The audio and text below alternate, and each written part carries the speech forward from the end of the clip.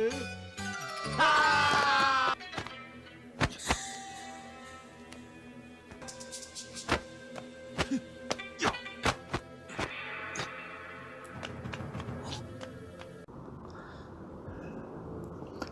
guys, kembali lagi bersama gue di Pendekar Review. By the way, bagaimana kabar kalian? Semoga dalam keadaan sehat selalu, rezeki yang barokah, dan masih tetap setia bersama gue di channel Pendekar Review. Di video kali ini, gue mau bahas film action komedi Mandarin yang berjudul God of Gamblers 3, Back to Shanghai.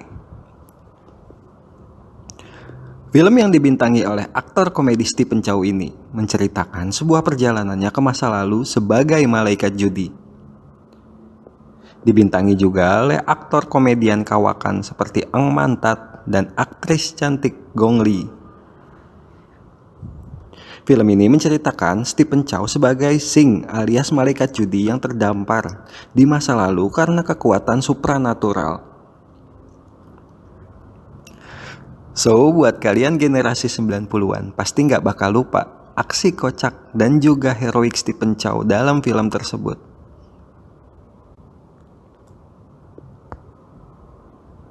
Seperti apa alur cerita film dan kekonyolan serta aksi-aksi heroik dari Stephen Chow di film tersebut?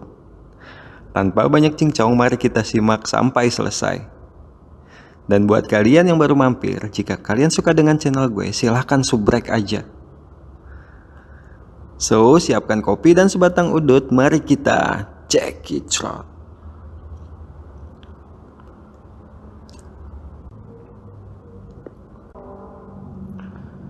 Di awal scene, yaitu di tahun 1991, memperlihatkan dua orang pria konyol yang bernama Chow Sing dan juga pamannya yang bernama Paman Tat. Chow Sing dan Paman Tat yang tiba-tiba saja diserang oleh sekelompok orang yang tak dikenal dengan kekuatan supranatural. Sekelompok orang tersebut rupanya adalah geng dari Tai-kun, yang mana Tai-kun berusaha balas dendam saat ia dikalahkan oleh Chow Sing di film God of Gamblers 2. Chow Sing yang juga memiliki kekuatan telekinetik itu kemudian beradu kekuatan dengan Tai-kun dan kawanannya. Akibat kekuatan yang terlalu besar, mereka terlempar ke masa lalu.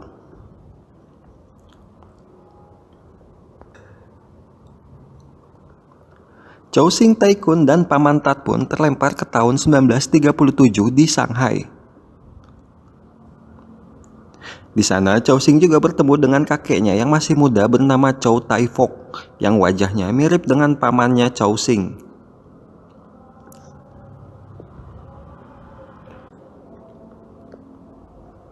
Chow Sing yang kebingungan itu berusaha mencari cara agar bisa kembali ke Hong Kong ke masa depan, yaitu tahun 1991. Kemudian Chow Sing dan Chow Tai Fook bertemu dengan sekelompok kawanan berbaju merah yang hendak menyerang mereka. Chow Sing pun berhasil mengalahkan sekelompok kawanan berbaju merah itu. Setelah berhasil mengalahkan kelompok baju merah, seseorang laki-laki dengan rambut klimis bernama Ling Dik datang. Ling Dik pun mengapresiasikan keberhasilan Chow Sing yang telah mengalahkan kelompok baju merah. Ling Dik juga berterima kasih kepada Chow Sing karena telah membalaskan kematian saudara Ling Dik yang dibunuh oleh kelompok baju merah itu.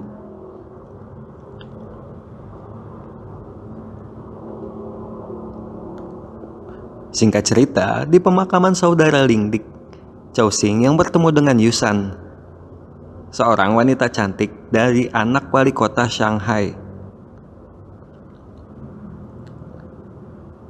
Chow Sing yang jatuh cinta kepada Yusan malah bertingkah seperti orang aneh dan konyol.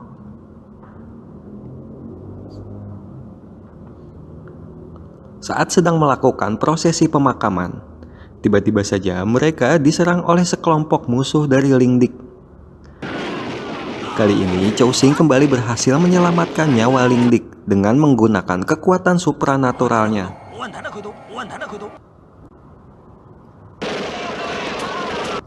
Sin pun berpindah ke sebuah kasino milik Ling Dik. Tiba-tiba saja salah satu musuh dari Ling Dik yang bernama Wong Kam Kwai datang dengan ditemani seorang wanita Jepang yang bertingkah sama konyolnya. Kemudian Ling Dik juga ditantang untuk bertanding kocok dadu oleh wanita Jepang tersebut. Rupanya wanita Jepang tersebut juga didampingi oleh Taikun yang dapat melihat angka-angka dadu secara tembus pandang.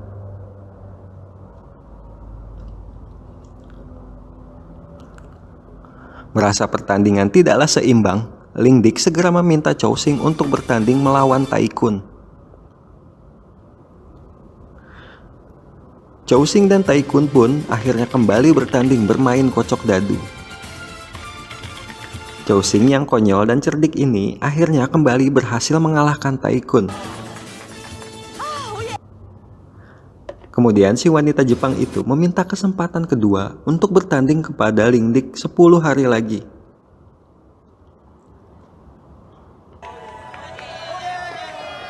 Saat malam hari, Ling Dik yang merayakan kemenangan mereka tadi siang juga menyatakan akan bertunangan dengan Yusan bulan depan. Chow Sing yang mendengar pernyataan Ling Dik dan juga jatuh cinta kepada Yusan seketika patah hati dan bertingkah semakin konyol.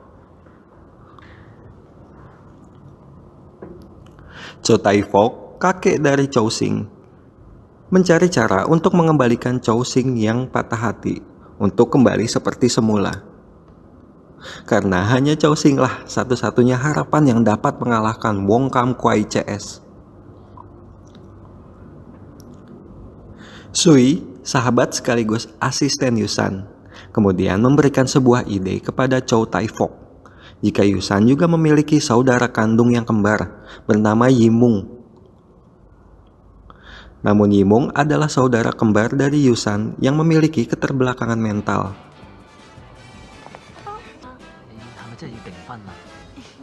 Singkat cerita, Sui pun membawa Yimung untuk bertemu dengan Chow Sing di toko roti milik Chow Tai Fok dari modal uang yang diberikan oleh Ling Dik. Chow Sing pun merasa senang kembali saat bertemu dengan Yimung yang ia kira adalah Yusan.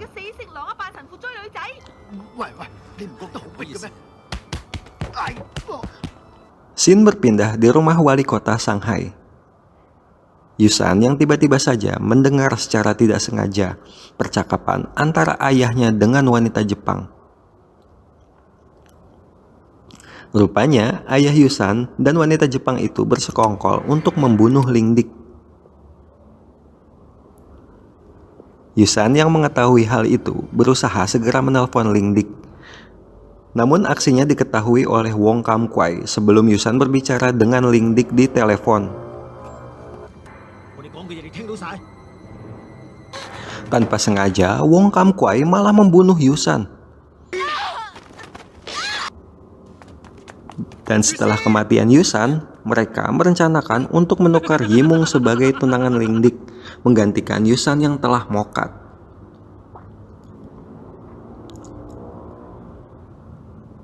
Di keesokan hari, saat Ling Dik dan Chow Sing yang belum mengetahui jika Yusan sudah tewas, menjenguk Yimung yang sedang sakit, Ling Dik dan Chow Sing yang belum mengetahui bahwa yang sekarang di depan mereka adalah Yimung, merasa bingung dan marah saat yang ia kira Yusan memeluk Chow Sing. Saat hendak pergi, ayah Yimung dan Yusan juga mengatakan kepada Chow Sing jika Ling Dik ingin menemui Chow Sing di sebuah kafe Mang Ucup cabang Shanghai. Rupanya itu mah cuma akal-akalan dari Pak Wali Kota. Saat di kafe, ternyata yang datang Wong Kam Kwai dan juga Pak Wali Kota yang berniat menculik Chow Sing dan juga kakeknya.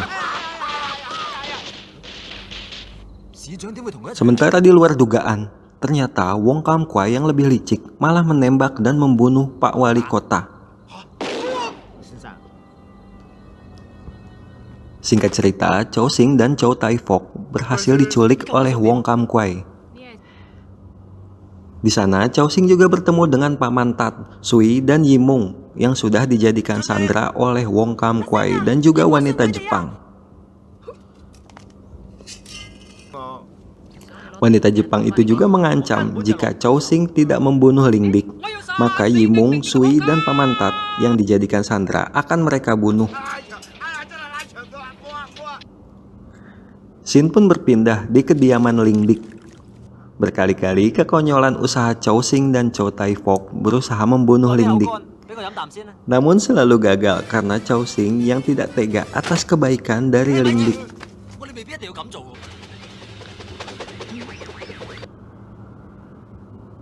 Shin kembali berpindah, di mana Chow Sing dan Chow Tai Fook mengatakan kepada wanita Jepang jika Sing sudah berhasil membunuh Ling Dik. Namun rupanya Wong Kam Kwai mengetahui jika Ling Dik masih hidup. Sing dan Chow Tai Fook kembali dimasukkan ke dalam penjara. Lalu dengan kekuatan supranatural yang dimiliki oleh Sing dan Chow Tai Fook berhasil membebaskan diri dari dalam penjara. Kemudian Sing pun harus berhadapan dengan tentara militan Jepang. Namun dengan aksi konyol dan kecerdikan Sing, Chow Sing berhasil mengalahkan tentara Jepang tersebut.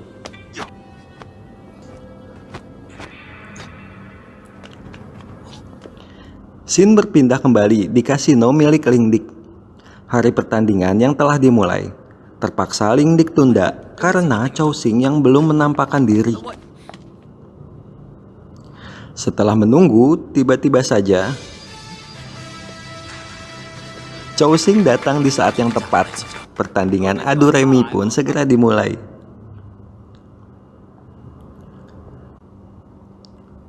Namun kali ini, wanita Jepang tidak memilih Tai Kun sebagai lawan Chow Sing, melainkan dewa judi dari Perancis bernama Pierre.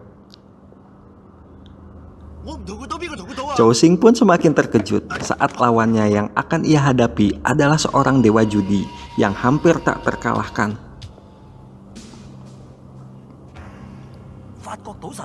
Singkat cerita, pertaruhan demi pertaruhan pun dimulai. Hingga pada saat puncak pertaruhan, di mana mereka bertaruh penggal kepala bagi siapa saja yang kalah. Setelah kekuatan antara Chow Sing dan Pierre si dewa judi dari Prancis sama-sama sudah habis dan hanya mengandalkan keberuntungan, di detik-detik terakhir penentuan, Chow Sing yang terdesak karena kartu 3 hatinya terlihat dirubah oleh Tai Kun menjadi kartu as klub itu.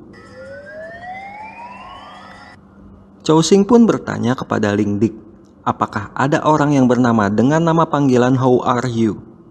Karena di dalam buku sejarah yang ia baca, dewa judi asal Perancis itu hanya bisa dikalahkan oleh seseorang yang bernama How Are You. Namun, Ling Dik mengatakan jika orang yang dimaksud adalah Chow Sing sendiri. Chow Sing pun membuka kartu penentuan hidupnya. Dan saat si Pierre dewa judi Perancis itu membuka kartunya juga,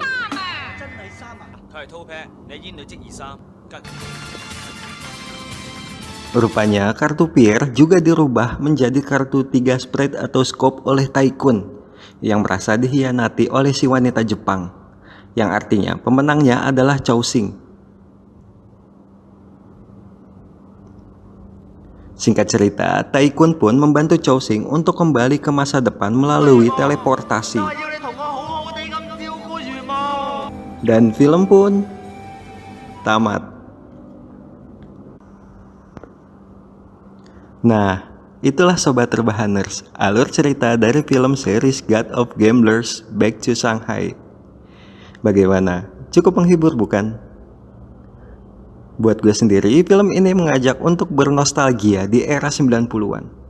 Dengan tingkah-tingkah konyol ala-ala Stephen Chow dan Eng Mantat.